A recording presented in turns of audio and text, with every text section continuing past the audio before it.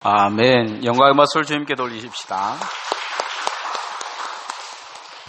집을 새로 지으려고 하는 사람들의 눈에는 집밖에 보이지 않는다고 합니다. 요즘 이제 우리 강봉도 집사님 집을 짓고 이사를 갔는데, 바울 사도도 이 집에 대해서 많은 이야기를 성경에 하고 있습니다. 특별히 바울 사도는 믿음의 집에 대해서 이야기하고 있는데요. 어떤 사람은 믿음의 집을 금처럼, 어떤 사람은 은처럼, 나무처럼, 집처럼 이렇게 짓고 마지막 날 주님 앞에서 그것을 통해서 평가받을 것이라는 말씀을 하십니다. 사람들도 집을 천차만별로 지은 것처럼 믿음의 집도 천차만별인 걸 볼 수 있다는 것이죠. 나름대로 집을 지으려고 하는 사람들이 다 예쁘게 지으려고 한 것처럼 교회도 또 예배당도 보면 집을 짓는 모습을 보면 예쁘게 지으려고 하는 것을 볼 수가 있습니다. 지금도 주변에 보면 예배당 짓는 교회 보면 예쁘게 지으려고, 또 목사님들을 또 예배당 지으려고 하면 예배당들마다 다 다니면서 좋은 것은 사진으로 다 찍는 것을 볼 수가 있습니다. 그런데 구약의 이 성전은 공통점이 있어요. 대부분의 성전들을 보면 이 금으로 지어져 있다는 거죠.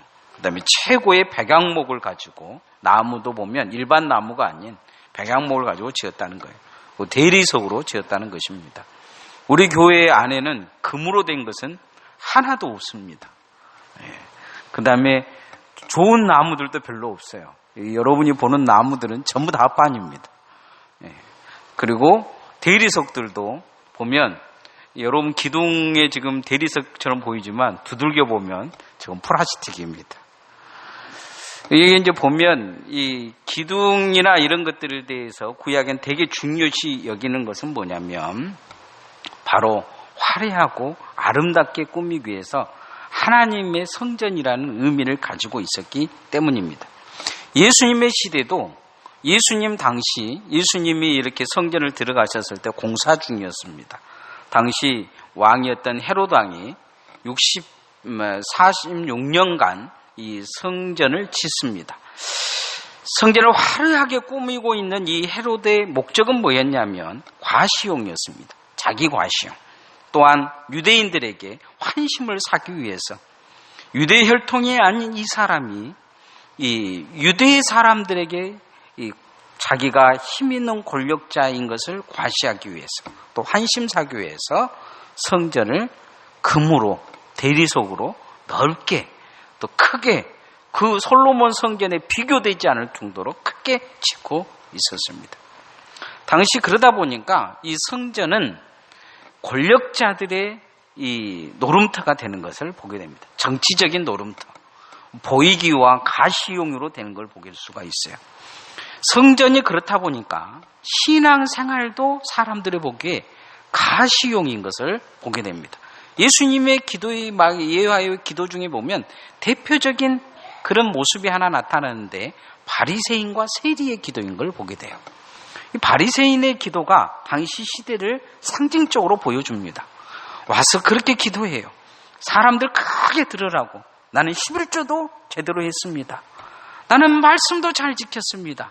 그러면서 세리를 가리키면서 나는 저 사람같이 살지 않았습니다. 이렇게 이야기를 하는 과시적인 신앙생활을 하고 있는 걸 보게 됩니다.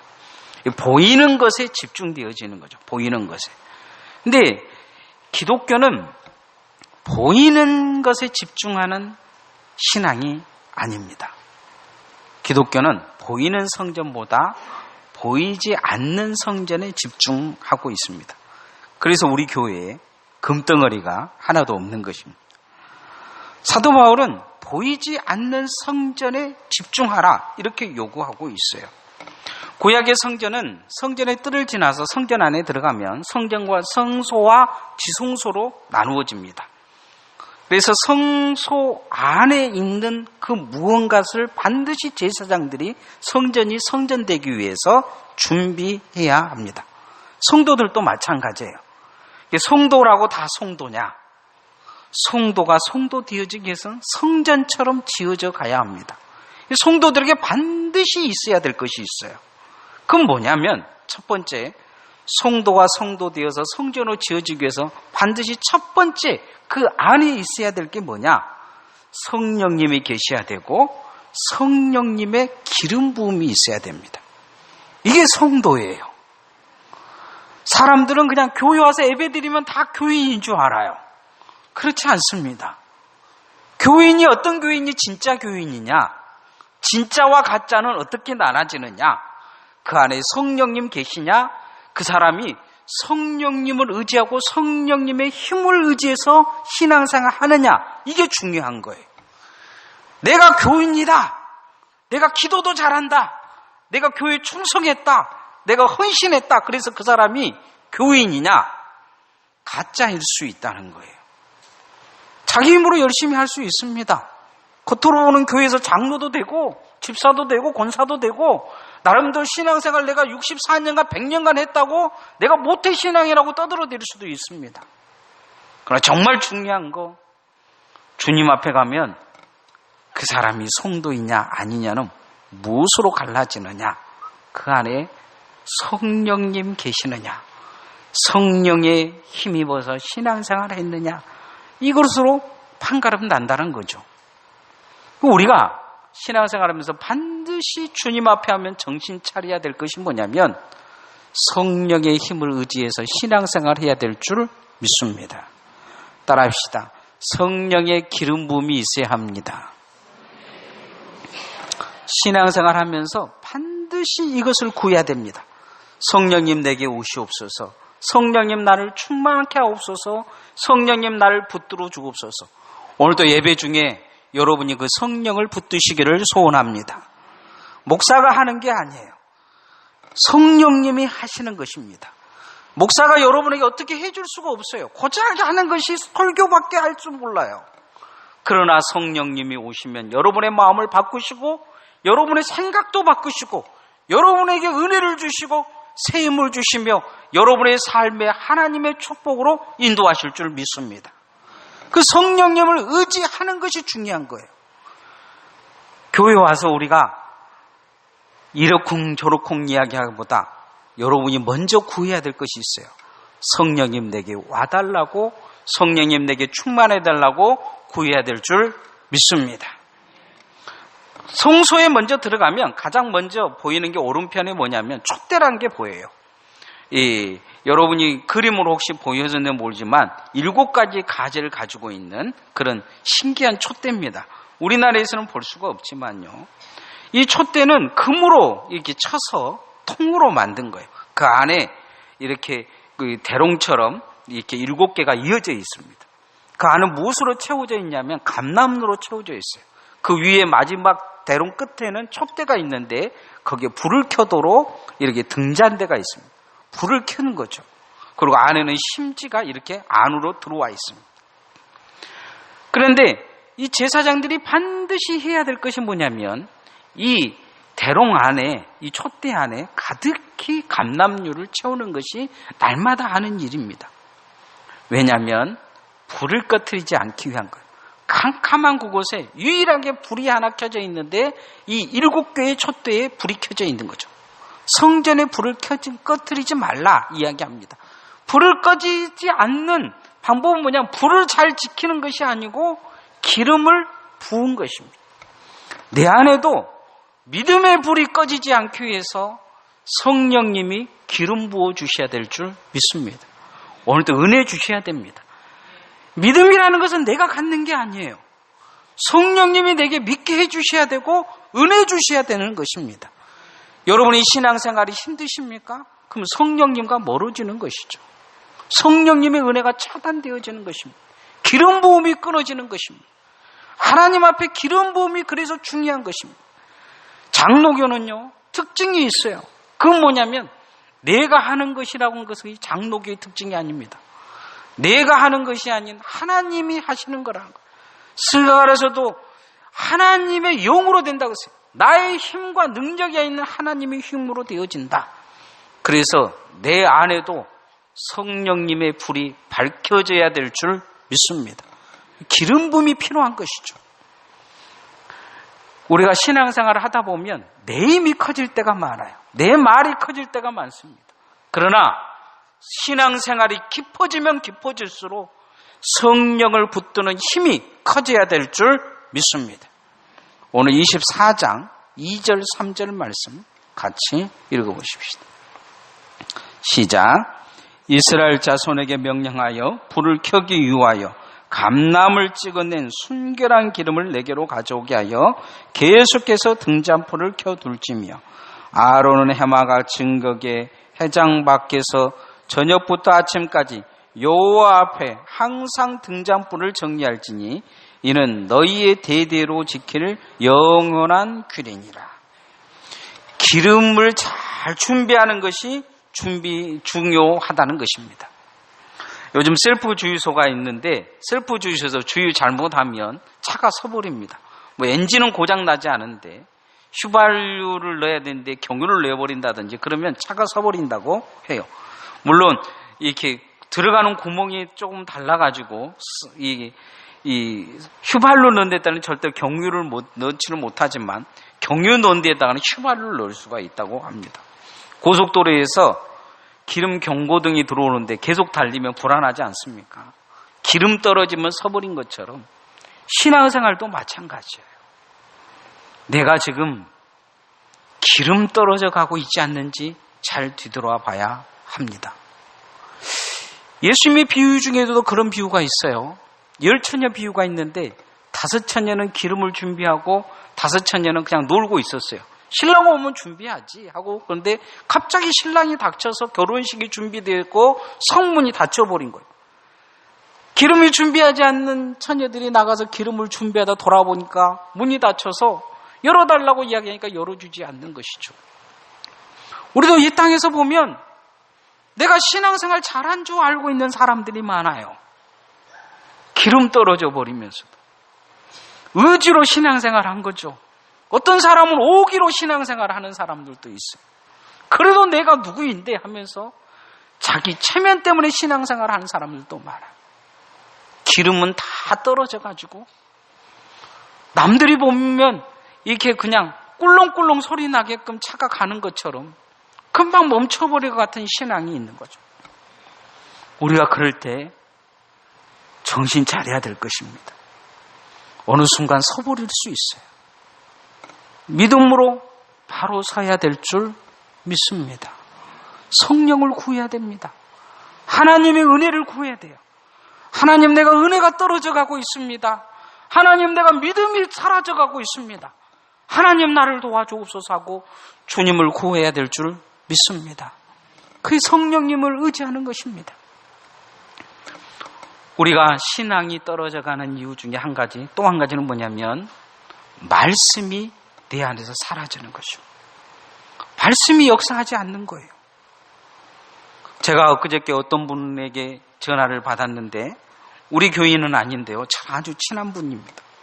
그런데 평상시 성경을 읽으면 하나님의 은혜가 오는데 설교를 들으면 설교가 잘 들리지 않고 가슴이 아프다고 이야기를 해요. 제가 그분에게 직접적으로 너무 친해서 이야기는 하지 못했지만 마음속에 무슨 생각이 들었냐면 회개해야 될 것 같다. 그런 마음이 들어서 회개해야 될 것 같다. 말씀이 달고 말씀이 은혜가 돼야 되는데 쓰다면 말씀이 그 입에서 점점 써져가고 그 말씀이 귀에 거슬리고 말씀에서 점점 멀어져가고 듣기 싫다면 그 영혼이 병든 것이죠. 병든 영혼들, 병든 사람들은요, 몸이 아픈 사람들은 약이 더 써요. 약을 먹기도 힘들고 밥도 먹기가 힘든 것을 볼 수가 있습니다. 오늘날의 시대는요, 배고픔을 잃은 시대입니다. 우리나라 굶어 죽은 사람은 없지 않습니까? 그러나 70년대는 무엇든지 배가 불렀으면 하는 그런 시대였다고 해요. 먹을 거에 대한 갈급함이 오늘날에는 거의 없습니다. 말씀도 마찬가지죠. 골라 듣는 거죠. 골라 들어. 그러죠. 오늘도 설교 듣다가 골라 듣는 사람들이 있을 거예요. 이것은 누구 들어야 될 것이고 이것은 내가 들어야 될 말씀이고 이것은 그냥 내가 듣기 싫으니까 귀 닫아버리는 그런 설교도 있을지 몰라요. 그러나 말씀은 날마다 배고파야 될 줄 믿습니다. 갈급함이 있어야 됩니다. 따라합시다. 말씀으로 채워져야 합니다. 성도는 말씀을 잃어버리면 사망에 이르게 돼 있어요. 아담과 하와의 문제는 뭐냐? 말씀이 믿음으로 들리지 않는 거예요. 죽으리라 했는데 죽을 것이다, 정령 죽을 것이다 말씀하셨는데 죽을까 하노라. 이미 말씀에서 궁금증이 믿음으로 받아들이지 않으니까 말씀이 들어가야 될 공간에 욕심이 들어가고 죄가 들어가고 사망이 들어가서 결국 죽게 되는 것을 볼 수가 있습니다. 성도는 말씀이 들리지 않으면 죽는 것입니다. 말씀이 말씀되지 않으면 그 믿음이 이미 죽어버린 거라 다름이 없어요. 말씀으로 살아나야 될 줄 믿습니다. 호세아 4장 6절에 보면 내 백성이 지식이 없음으로 망하로다. 내가 지식을 버렸으니 나도 너를 버려 제사장이 되지 못하게 할 것이요, 내가 하나님의 율법을 잊었으니 나도 내 자녀들을 잊어버리겠다. 하나님이 그렇게 말씀하십니다. 말씀을 잃어버린 백성은 하나님을 잃어버린 것이요, 말씀을 버린 백성은 하나님을 버린 백성이다. 하나님도 그들을 백성이라 인정하지 않고 버리시겠다. 이렇게 말씀하는 걸 볼 수가 있습니다. 중석교회의 타락은 어디에 있습니까? 말씀을 잃어버렸기 때문에 타락합니다. 그러나 종교교회를 통해서 말씀이 회복되니까 교회가 회복되는 것을 볼 수가 있습니다. 오늘 성경 말씀에도 보면 매 안식일마다 생명의 떡을 진열하라 이렇게 말씀하시는 것을 보게 됩니다. 성소에 반드시 있어야 될 것 생명의 떡입니다. 8절 9절 말씀 한번 같이 읽어보십시다. 시작. 안식일마다 이 떡을 여호와 앞에 항상 진설할지니 이는 이스라엘 자손을 유한 것이요 영원한 언약이니라. 이 떡은 아론과 그의 자손들에게 돌리고 그들은 그것을 거룩한 것에서 먹을지니 이는 여호와의 화제 중 그에게 돌리는 것으로서 즉히 거룩함이니라. 이는 영원한 규례니라. 내 안에 성소에 하나님의 말씀을 늘 떡을 준비해 놓은 것처럼 내 안에 하나님의 말씀이 늘 들려지고 생명의 말씀이 여러분에게 준비되어야 될 줄 믿습니다. 거룩하게 떡을 준비한 것처럼 말씀을 거룩하게 들어야 됩니다. 귀를 열어 말씀이 들려지기를 소원합니다. 귀 있는 자는 성령이 하시는 말씀을 들으라. 계시록에 말씀하고 있습니다. 들을 귀가 있어야 됩니다. 들려줘야 될 것입니다. 말씀이 내 안에 자꾸 들려주고 말씀을 채워가는 주의 종들 되어지시기를 소원합니다. 예수님께서는 요한복음 6장 51절에 그런 말씀입니다. 나는 하늘에서 내려온 생명의 떡이다. 누구든지 이 떡을 먹으면 영원히 살 것이다. 내가 줄 떡은 세상이 주는 것과 다르다. 내가 줄 떡은 세상에 주는 것과 다르다. 이것은 생명이다. 이런 말씀을 하십니다. 하나님의 말씀을 생명으로 듣기를 소원합니다. 영혼이 아프고 믿음이 아픈 자는 말씀을 약으로 들어야 될 것입니다. 먹어야 될 것입니다. 그래야 살아날 줄 믿습니다. 병이 있는 사람이 약을 도구로 알고 버려버린다면, 쓰다고 뱉어버린다면 병이 더 심각해진 것처럼 영적 질병도 마찬가지입니다. 믿음이 치료되는 방법은 말씀밖에 없습니다. 달리 치료할 수가 없어요. 말씀을 아멘으로 받아들이면 치료될 것이요, 말씀을 받아들이지 못하면 그 질병은 그에게 있어서 사망과 저주로 끌고 가게 될 것입니다. 그래서 말씀이 충만함으로 치료되어지기를 소원합니다. 성전이라는 것은 말씀이 들어있다는 것입니다. 마지막 세 번째 중요한 것이 뭐냐? 예수님이 그런 말씀을 하셨어요. 내 집은 만민이 기도하는 집이다. 성도가 성도 되어지기 위해, 성도가 성전되기 위해 필요한 게 뭐냐? 기도로 그 사람이 기도의 사람으로 바뀌어야 합니다. 따라합시다. 기도의 사람으로 바뀌어야 합니다. 성소에서 또한 꺼트리지 말아야 될 불이 있어요. 향단의 불입니다. 아침 저녁으로 제사장이 와서 거기에다가 향을 피우는 거예요. 출애굽기 30장 8절에 보면 이런 말씀이 있습니다. 이 향은 너희가 대대로 여호와 앞에서 끊지 못할지며. 절대로 끊지 말아야 될 불이 뭐냐? 아침 저녁으로 태우는 향단의 불입니다. 계시록에서는 이 향단의 불을 뭐라고 말씀하고 있냐면 계시록 5장 8절과 8장 3절 4절에 보면 이것은 하나님 앞에 올리는 기도의 향이라 그렇게 이야기합니다. 성도들이 기도하면 큰 대접에다가 그 향을 담아서 하나님 앞에 천사가 가지고 올라가는 모습을 환상으로 보여줍니다. 나중에 심판할 때 이것을 대접을 쏟아서 심판의 도구로 사용되는 모습도 보여주고 있습니다. 성도들이 그 마음속에 꺼지지 말아야 될 불이 또 한 가지 있는데 그건 뭐냐면 기도의 불입니다. 그래서 오랜 동안 기독교 이 지도자들과 신학자들과 목회자들이 하는 말은 뭐였냐면 기도는 영혼의 호흡이다 그런 이야기를 했습니다. 사무엘 선지자는 자신이 은퇴하면서 다른 것은 다 멈추더라도 기도를 멈추지 않겠다면서 기도 쉬는 죄를 범치 않겠다 그렇게 이야기를 합니다.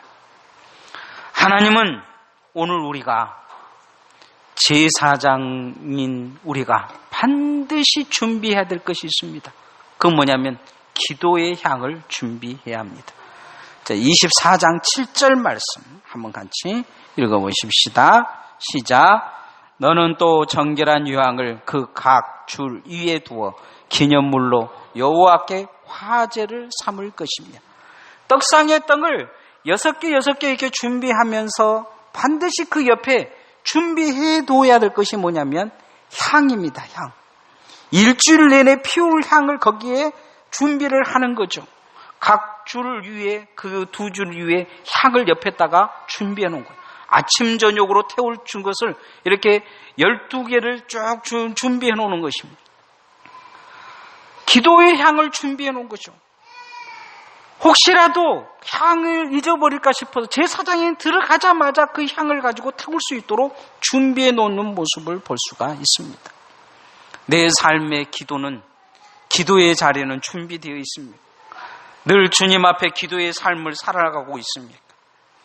1727년에 독일의 메른후트라는 곳에서 경건파 지도자들이 모여서 기도운동을 시작했습니다. 일명 모라비아 기도운동이라고 시작하는 것인데 이들이 최우선으로 결단하면서 그들이 했던 게 뭐냐면 48명의 기도의 사람을 세워서 24시간 동안 30분씩 돌아가면서 기도를 시킨 것입니다.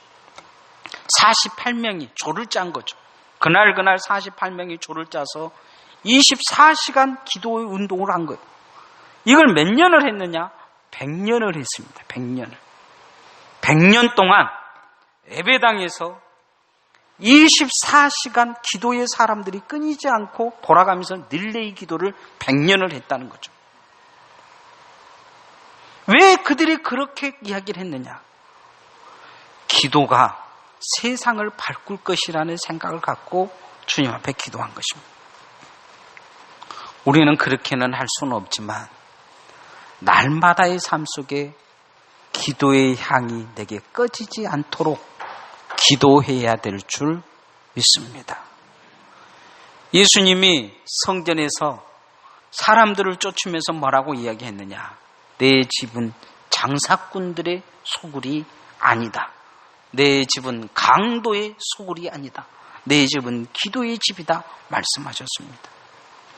기도의 집이 되게 하라는 말씀입니다.